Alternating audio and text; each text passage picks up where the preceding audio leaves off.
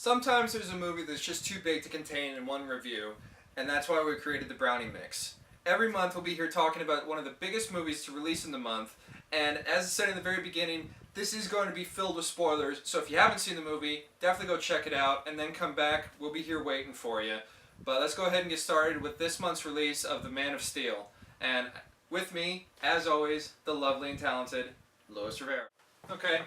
Now, you've seen my review, so let's go ahead and just get it out of the way. What would you give Man of Steel? Give it a 10. Very nice. Thank you for joining us. We'll be here next week. Now, anyway, what was...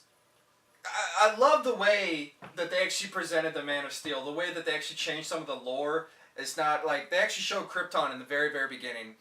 And it's... Instead of the whole crystallized world, everything like that, it actually feels like a real planet. And then you have the actual birth of Kal-El, and you know, the baby crying and everything, and then we get like a little Lion King moment whenever the baby cries and you got that thing going at the same time. I never thought about that. That's why I'm here, to help you. Yeah. No, yeah. Same. I love the opening. It felt a lot. It felt more like a planet to me, like an actual race. You know, they still had the weird. I enjoyed that garments. They didn't try to make the aliens or the monsters like real. Like try to be like, oh, they didn't these make would real versions of ours. Like these would work really, but they don't. You know what I'm saying? Like, these aren't Avatar creatures with just extra legs. Yeah, they're great fucking looking creatures. They're just like an artist was like, I'm gonna draw this in order to make this. And then you get that weird lion bug thing that that Jor-El was writing. Yeah. That was pretty cool. Yeah, I love that. What did you think of Russell Crowe as Jor-El, like compared to Marlon Brando? Loved it. I loved it. I loved everything he did. I kept hearing complaints about Russell Crowe being a bad part of the movie, and I was just like... I thought he was one of the best parts. I loved how much screen time he actually got. Yeah.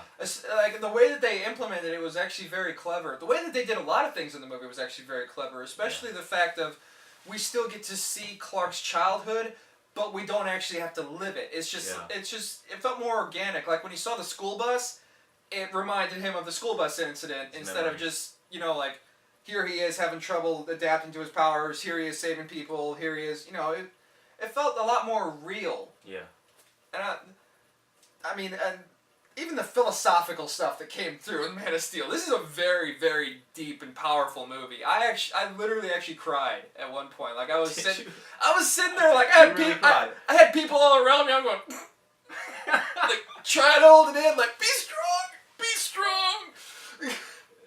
You know what part it was?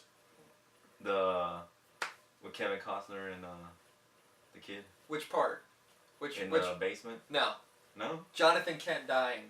Oh, when he tells him. Oh my God! That part when he's like hobbling out and his foot's broken and Clark tries to go for him. He just.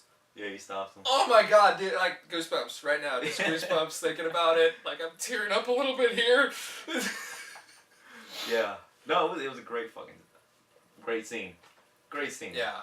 That was the thing too. Is like it was for a comic book movie. It was surprisingly powerful. Yeah. See, and I love that the story is really about father and son.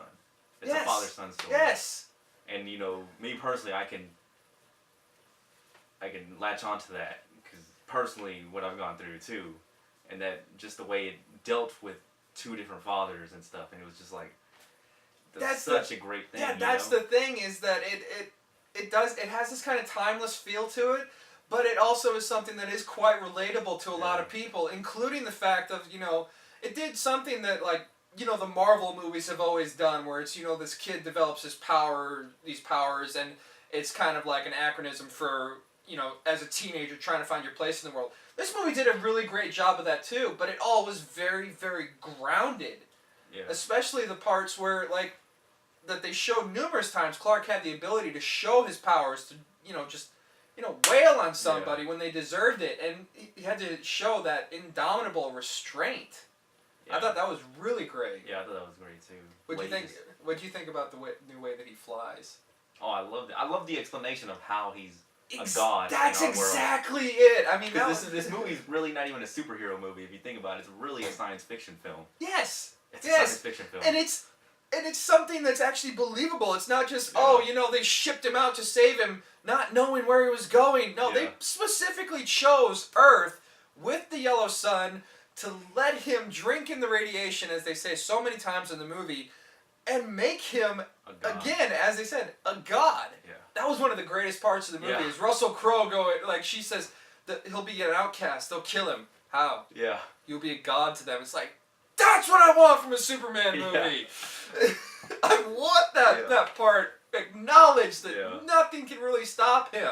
Yeah, because originally when I heard about the Man of Steel, I was just like, what I wanted the most was him fighting and flying and fighting and flying at the while same flying. time. Yes, at the same time. And you want that so badly, and you get that. But on top of that, you get a story about him and his father and trying to come to terms with what he's going to become in this world and what his choices that he makes. I mean, yeah, you really have to give credit to Goyer for the script. I mean, him and Christopher Nolan kind of hatched out the whole thing, but Goyer put it to paper, and I mean, outside of Dark Knight Rises, this is like his best work, even though probably Dark Knight Rises is more Nolan than anything, but his name is there. Yeah. Not a fan of Dark Knight Rises. I meant Dark Knight, not Dark Knight Rises. Jonathan Nolan and Christopher Nolan. That's a discussion for another time. Yeah. I will say it's a beautifully shot film. Which one are we talking about now? Man of Steel. Okay. We're back to Man of Steel. I love the way it's shot. Like, when I came out of this movie, there's something I told myself, like, what Marvel did was incredible, combining all those movies into one to make the Avengers. And Avengers is a fun movie. I like it. I can watch it, whatever, if it's on. But it's not a movie I'm going to remember 15, 20 years down the road. Yeah. Man of Steel, I'm going to remember just like I remember The Dark Knight. Because it's incredibly shot. Just the acting, everything about it just so well put together to me. And the Avengers, like, the first complaint I had about that when we used to do a podcast show was the cinematography work in that film. Felt very made for TV movie. And I said that, and everyone got my Kay's like, of course you would complain about that. And I was just like, that was a problem to me, you know? I think at the time it was more like we were still coming off the high of the Avengers, and so we didn't want to say anything bad about it. But, you know, it's been out for a while. But yeah, that was my problem with the Avengers. It did not feel like a cinematic movie. The score wasn't there. And this, just everything comes together. The score oh my god, the incredible. Score was amazing. Yeah.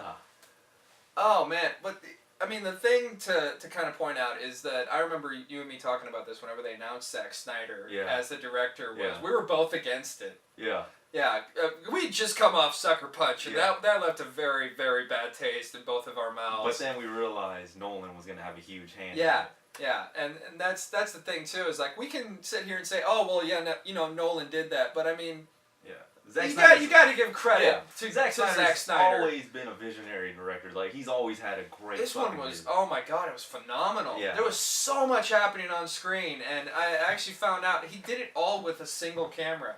Like there was no multiple camera thing. It was all one. That's Nolan's hand right there. Nolan shoots like that. Oh man, it was. I love the fight in Smallville. Yeah. Whenever because man, those other Kryptonians, they were just beating the hell out of him, and that also was a great way to show, you know, he has no real combat anything. I mean, these are trained people who, as the movie kind of talked about, was there hasn't been a natural birth on Krypton in thousands of years. Yeah. And so every person that's born has a specific thing that they're born for. And so these people were born to fight. Yeah. And they are just literally beating the hell out of Clark. Yeah. And it was really great to see because it also, whenever he finally comes back and he starts hucking them around, it's one of those moments where you're like, yes! Yeah! He chucked that dude into the train. Yeah. And then the train came back. Yeah, that's like going back to Zack Snyder though, that's him right there. I mean, that's him doing his visual stuff that he does and setting up great scenes and stuff. And he's done that since Dawn of the Dead to now. And it's just Sucker Punch was such a bad film to me. It's like it was wonderfully imaginative, but poorly executed. Yeah. And this movie, you get everything. And one thing, literally everything. I know one thing we talked about when the first trailer came out.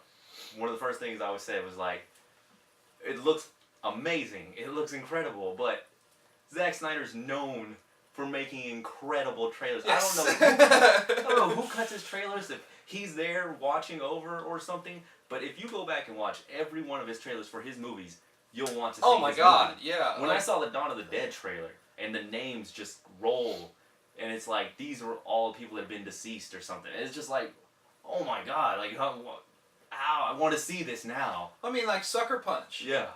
We got sucker punched. We went to the movie and we were like, walked out. It's just you got what that. the you get the pun there. Yeah. There'll be a few of them kind of hidden throughout. Count them all. No, but yeah, Sucker Punch. Visually, the movie was amazing. Yes. I mean, that one fight in the train where it was all one shot, it's just spinning and rotating and everything like that. That was really cool. I got no idea why they were doing it, but it was visually cool. Yeah. At least, and then here you have the story and the visuals just married together so brilliantly. I think he has because of Nolan. I really think, and I'm not trying to take anything away from Zack Snyder at all, but it takes a great team to make a great movie. Yes. And I think Nolan was, of course, maybe holding him back on a few things, maybe talking him through some stuff, but this is by far his masterpiece to me. Yes, this is his best film to date, and like I said in my review, it's his most controlled one to date. He didn't get so hung up on making everything this huge spectacle. And I know people are going to be like, oh, well, there's this, Superman destroyed all of Metropolis and all this. Man, to be honest, I really don't even care about that because the story, like the father-son element, just to me, just captured me. And to me, all that can just happen. And they could even write it off as a line like, well, he didn't know what he was capable of then, and now he's learning who he is and what the consequences of what his strength can do. But you know, I'm not saying they're going to cover that or they're going to mention it, but I don't care. I just enjoyed this film through and through. Like, I did not come out, most movies I come out and I'm like, oh man, it was this, like when Star Trek happened and I came out and I complained to you about every little thing about it. But this movie I had no problems with coming out of. Well, that's the thing too, is like, anybody who says like, oh, he destroyed Metropolis, he destroyed Smallville pretty damn good before that. And he only asked one citizen, "Are you okay?" He caught a guy out of a helicopter, but didn't catch the helicopter. Yeah. That was kind of like, okay, priorities, man, priorities. Yeah, part of you was always thinking, you know, Superman, he's the Boy Scout. He saves everybody. No matter what, he saves everybody. But I think Snyder showed that when he first turned himself in, let them put the cuffs on him and everything. Yeah, he doesn't need cuffs. But it makes them feel better. Yeah, it makes them feel better, yeah. And I thought that was a great scene of showing what kind of man Superman is. Yeah, he understands humanity. He understands how they would view him when he comes out to them. Yeah. But going back to him destroying Metropolis, that was so amazing. It was just epic. When you get, like, it keeps going out more and more, and you get these cars, just every car getting completely smashed. Oh man. And then Perry trying to get Jenny out of that thing. That was a tense moment. Yeah, it was pretty good. And it was secondary characters. Yeah. And you actually were like, are they just gonna leave her? Is she gonna, like, take the non-selfish route? And I love that there's this shot when they do that, when it comes up, you hear people screaming. Oh yeah, you see the people. I was like, nice. Well, I mean, even whenever, like, they were coming in for the bombing run at the end, and she, like, jumps out and lands on the front of that plane. No, that was in Smallville. Yeah. When she jumped on the front of that plane and, like, ripped open the cockpit, like, she pulls the pilot out and he just disintegrates into a pile of blood. It's just gone. Yeah. I know they keep saying Superman can't exist in the same world as Nolan's Batman. I don't know why. I really don't either. I mean, really the only thing I can imagine on why he couldn't is, like, if Superman was alive, why didn't he rush in and try and steal the bomb in The Dark Knight Rises? But this could be, there's no set timeline in the Dark Knight movies. They don't have an actual year. Superman does. Superman kind of sets it up like he was, he arrived in like 1980, 1981, around that time. But because Batman had such advanced technology, because of all of his all the people, all of his connections and everything, he could have technology that's like from now back then, before Superman like was even old enough to kind of help anybody. Yeah. I mean, and I do enjoy too though that they did not worry about being like, oh, well, we gotta somehow get Green Lantern in this or Wonder Woman or. Oh, that was. I mean, I love the little nods, the little Easter eggs that you find yourself. Did you notice the satellite they flew into was Wayne Enterprises, and the tanker was LexCorp. Yeah, LexCorp. There's also there's a building that says LexCorp on it. Yes. Yeah. But you know, there was a few other ones. I think there's one up towards I don't even remember his name now. The one that can go in the future and then come back. That superhero. Booster Gold, I think. Something like. You pull some random nod to no one. No, he's not a no one. He's part of Justice League, I think. Okay. If I remember. Never read the comics. Okay. Anyways, but I just love that it's a Superman story, you know? Yeah, it's not a like, singular universe story. It's not like almost Iron Man 2 trying to jam everything in, or Captain America building up to the Avengers, or Thor who's got to deal with S.H.I.E.L.D. and Hawkeye, and you know, it's like this is Superman being Superman, you know? Yeah. That was really great to me. The one thing I did want to kind of point out, and I started thinking about this after that, was like, where are they going to go with the sequel? Yeah. Really, the only way they can go is like Brainiac, because that's the only villain that's bigger than what Zod is. And I think visually, Zack Snyder would love that. Oh man, that would be amazing. Yeah. Just what he did with like the tentacle coming out of the gravity machine, that was pretty cool. And I going back to that, I love how even Lois Lane asked him, like, if that machine is making Earth more like Krypton, won't you be weaker? Yeah. To bring that to light, to where it's like he's going even though he's not entirely sure he can actually do anything. Yeah, that's a great Superman moment. Oh man. And then one thing I did, when I watched the review and you weren't a fan of Amy Adams. No. I thought she was amazing. I thought she was great. I like her character. I like the direction they took her character. I didn't really feel her all that much. I liked it. I mean, I don't understand how they fell in love within. Yeah. And, oh God. Oh that one line. But I do love that she knows he's Clark Kent. That was great. Let's go back to that line. When she says, like, you know, I hear it's all downhill after the first kiss, and he says, like, I think that's only when you're kissing a human. Oh, that almost brought the score down for me. You have this brilliantly paced, brilliantly acted, philosophical movie, and you throw in a shit line like that. It's just. I mean, hey, whatever. I don't care.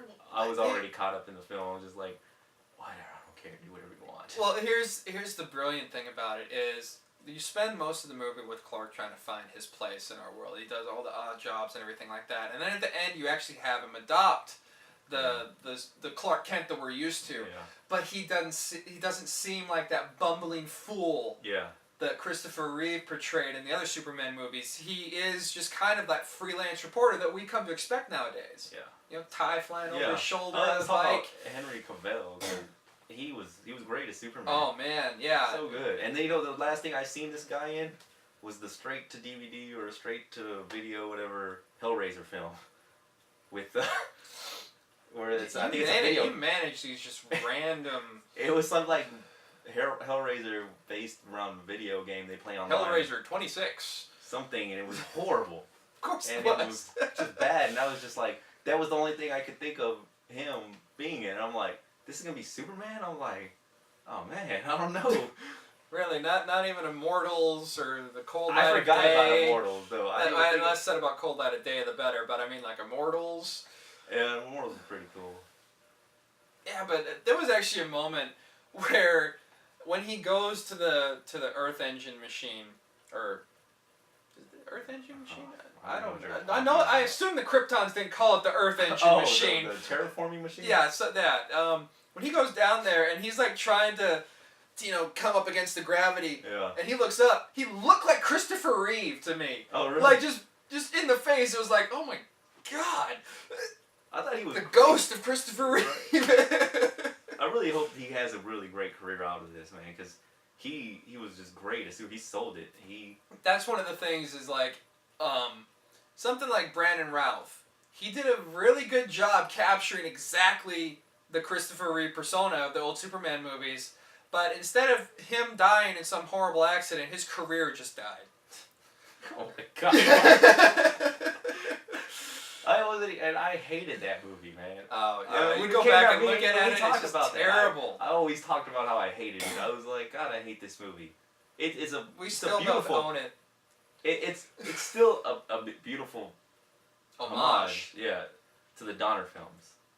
Yeah. But besides that, it is boring. It is like, Oh, man. It's painfully long. Painfully long. yeah. Okay, I asked you early on, like, what did you think about the new way that he flies? Like, he had kind of a Hulk moment there where he was just kind he of was jumping a yeah. lot. Oh, when he took out the top of that mountain and he just, like, climbs out of that rubble, it's like, this is Superman. Yeah. This is Superman. He just destroyed a mountain and it's nothing to him. Yeah. No, I really liked it. I think Zack Snyder did a really great job handling the flying. One of my favorite parts about him flying was whenever him and Zod are in the building and Zod discovers his heat vision thing. Yeah. And we're going to come back to the heat vision thing. He discovers the heat vision. He like takes the building out and he cuts the floor out from underneath Superman. Yeah. And Superman just floats there. He doesn't. Yeah. It's not the cliche like, oh, he falls. He just floor's gone. Yeah. Pretty smooth. Just like it was nothing. Like I didn't even need it in the first place. Yeah. But the heat vision, I thought that was amazingly done because every time that he did it afterwards, he's like it hurt. Yeah, yeah. I thought that was really cool. Like, you know, there's still that, you know, he has these powers, but it hurts. Yeah. He's still got that humanity, you know, like he'll do it if he has to, but it's uncomfortable for him to do it. Yeah. Love that. What did you think of the new Martha and Jonathan Kent, Kevin Costner and So Diane good. Lane? So good. So good. Diana Lane. They actually felt like like parents. Yeah. Like parents, whereas like in the old Superman movies, it was like they were his grandparents. Yeah. They started old and ended even older. Yeah. No, I thought they were great. I thought Kevin Costner. Oh Yeah. my God. We get Field of Dreams, Kevin Costner dad. Right? Yeah. Like, this is the greatest dad ever. I wish I had a dad who gave me speeches like this all the time. I know, right? I feel like I'd be so much further in my life if I had speeches like this in my life every single day from my dad. Instead, my dad just reads the TV guide to me every night. Yeah, hey, he was so good, dude. It was like, And like I said, that one scene where like he goes back and he gets stuck, and you can tell his foot's broken, and he'd rather sacrifice himself than let Clark be discovered because he's so afraid of what they would do to him. yeah. Oh man, that was so much more powerful and kind of life changing as opposed to him just, you know, having some kind of heart attack or something like that. It was a much more dramatic way to lose his father. Yeah. And it kind of solidified that thought in Clark's mind of like, you know, maybe I should just keep this side of myself. Yeah. I thought that was amazingly yeah, powerful it was well and done, brilliant all at the same time. All because of that dog. Oh, because that damn dog. Damn dog. It's a dog, people. Yeah. It's a dog. Yeah. Dog. And then later on in the show, it's not even the same dog, so the fucker died anyway. Did he? It wasn't the same dog. I didn't realize that. The one in the truck was like all like shaved and everything, and the dog later on is all hairy. Maybe they just didn't shape him. Let him. He's old. I really doubt that dog lived another 14 years. Hey. The dog survived quite a bit, man. He survived a tornado. Yeah, and he killed somebody because of the tornado because he wouldn't get out of the truck. But opened the door on the other side. Oh, I'm good. Yeah. Oh, you wanted me to go this way. Yeah. Okay, I'll go this way. But Michael Shannon as Zod. Oh my God. Really great, yeah. Just really. so many levels to him. Like the you know, of course he wants to save his people, but then he's got regret over killing Jor-El. Yeah, that was a huge thing. That was amazing. And like you could even see it on his face after he did it. Like once Jor-El hit the floor, he's like, "What have I done?" kind of a moment. Yeah. I thought that was really great. And the whole thing at the end too, when he's like, I have no people. What am I supposed to do now? That was all I was made for, was to protect my people. Yeah. Oh, the one of the amazing things to me is like he actually, he brings to light, he's been trained to fight his whole life. The way that he adapted so quickly to his powers and to Earth's atmosphere, it just showed, he does have more of that training. Like it was one of those moments where when he went to get the ship that had all of the DNA and everything like that, and he takes off his helmet and he's looking at his hand, he can see through it, and he just like concentrates, and then he's fine. It's one of those, oh shit kind of moments, because now Clark really doesn't have anything over him. Yeah. He got lucky with the first one. Now it's just kind of like, oh, this is gonna be interesting. Yeah. But one of the great moments was at the very end, whenever they crash down into the I guess it's a train station. Yeah. I'm assuming that Metropolis is a placeholder for New York, so we're gonna call it the train station. But whenever Clark finally gets him in that chokehold, and Zod sees those people, and he's like, you can live with losing them, and he says like, I will never stop killing them. Boom! I mean, it was even a sonic boom when he snapped his neck. I thought, that was huge. Huge. And the way that Cavill performed after that fact was just, it was the exact reaction that he should have had. That was my smallest problem with the film, probably. They do this heavy moment like that, and right after that, we go right into something funny. And I was just like, there should have been another, like, at least a conversation between him and Lois about it or something. Something like that. It could have happened to explain. It was kind of a jarring thing. You had that very, very powerful moment where Superman was forced to kill literally the last Kryptonian, to his knowledge. Yeah. Right there, and then you go into a joke about the American government trying to spy on Superman. It's just, it's not in poor taste, it's just poor pacing. Yeah. My main problem with that scene, though, is Lois Lane shows up. She was across town. She watched those meteorites fall in the far distance, and they hit the ground, and they were fighting for maybe like 2 minutes. It's movie magic. Yeah, and she's in like the completely devastated part of Metropolis, and somehow she's coming down the stairs even before he kills Zod. That was really my only moment that kind of took me out of the experience. But it was one of those things where like she really needed to be there right after that for him. Yeah, that was a really great moment right there. I love that they actually went there with him killing Zod. Yes. I really thought he was going to end up throwing them back into the Phantom Zone or something, and Zod will show up later, be like his huge, like this big nemesis or something, his Joker almost.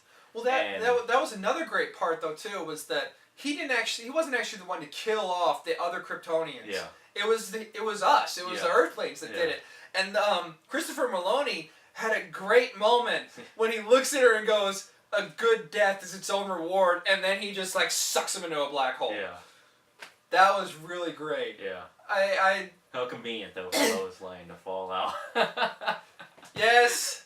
But that's another thing that kind of took me out of it too, was like everything's being sucked into this black hole, but she's still falling. Yeah. She's still falling. Compared to everything else, somehow she, out of everything, is still falling, and Superman still rushes in there to save her. He catches her, and then still has to fight against the gravitational pull. What kind of powers does Lois have that Superman doesn't? That's love. That's love. That's love. That's what that is. It was the power of love pulling her down to Earth. That's love. Oh yeah, this Michael Shannon Zod was really great. It was literally one of my favorite villains of the year. Yeah. How he was made out to he wasn't setting out to be a villain. He was just doing what he thought was right. And the way that he explained his plot to Henry Cavill, it wasn't like that nefarious, like, mustache twirly kind of thing. He did have a little moment like that at one point. Yes, but it wasn't the whole thing of like, you're going to die anyway, so let me tell you my plan. He was actually trying to bring Clark in on it. Yeah. Like he firmly believed so hard that this was the right thing to do, that he wanted Krypton's son to be part of it. And he honestly, I think, believed that Clark would come around. Yeah. And that was a great moment, too, whenever Jor-El changes the atmosphere on the ship to make it more like Earth, so he's superpowered again. And he's laying there, he looks at the guy, just pops those things off, and he just stares at the guy like, yeah. Yeah. And then Jor-El shows up, knock out that wall, boom, the whole thing just disintegrates. That was, I mean, they did such a brilliant job of showing just how strong Superman is compared to the other movies. I understand that technology's come a long way, but even back then, I mean, they didn't really come across. Even in cartoons that I've watched of Superman, you don't really get that feel of how strong Superman really is. Like, this time, especially that scene whenever he's fighting in the air with Zod, and he punches him, he flies like across half the city from that one blow. Yeah. I mean, that was great. Yeah. Well, one of my favorite moments between them when they're fighting is when he hits him in Smallville, and he's like, "You threatened my mother?" Yeah, you think you can threaten me? And just boom, like he's gone. Yeah. That was a great moment. Whenever they go into the construction site and Zod comes down with the beam and Superman melts it before it hits him. And then he still had that moment where his eyes hurt so bad, he turns away and then gets caught on the back end of it and flies into that so many days without an accident sign. So overall, we're just saying this movie's freaking awesome. Everything about it. Everything. Awesome. I mean, it has a perfectly paced beginning, and then once it kicks in Smallville, when he accepts the role of Superman, oh my god, it never stops. Yeah. It literally doesn't stop. One thing I want to say too, the armor. Oh yeah. I love the armor on the I love the fact that his costume is more of an armor thing. Like, did you notice whenever he got hit with the Kryptonian ship, his suit actually looked like it was repairing itself? Yeah. I thought that was really cool. And it's not just like, oh, you know, he sewed it or anything like that. It's more like an undergarment underneath the armor, like chainmail almost. Yeah, that was like that, exactly, because they have that old armor like what Jor-El put on and what Zod had on, and then when Zod took it off, he had a similar outfit underneath. So it's more like the chainmail as opposed to just, you know, I feel like dressing up in tights. Yeah. It's really great, man. Really great. There was another part that I was wanted to talk about, but I don't remember what it was now. But, you know, bottom line is, you've heard us talk about it for a long time. You've seen my review, assumably. And if you haven't seen the movie, definitely go check it out. Maybe more than once. It's one of the best movies of the year, and it's one that we actually agree on. So that's a big, big deal. Yeah, that's a big deal. Because I like Lords of Salem and Stoker, and I like Star Trek. Yeah. But really, go check it out. And join us next month when we'll be talking about Guillermo del Toro's Pacific Rim. Oh my god! He's excited. Dude. He's excited. Be sure to click subscribe, and we'll see you next time. Michael Shannon's Zod. That's what we were talking about, right? Yeah. Zod. And, when he says, like, Zod! Yeah. Where was the Khan moment for Superman? Oh, that reminds me.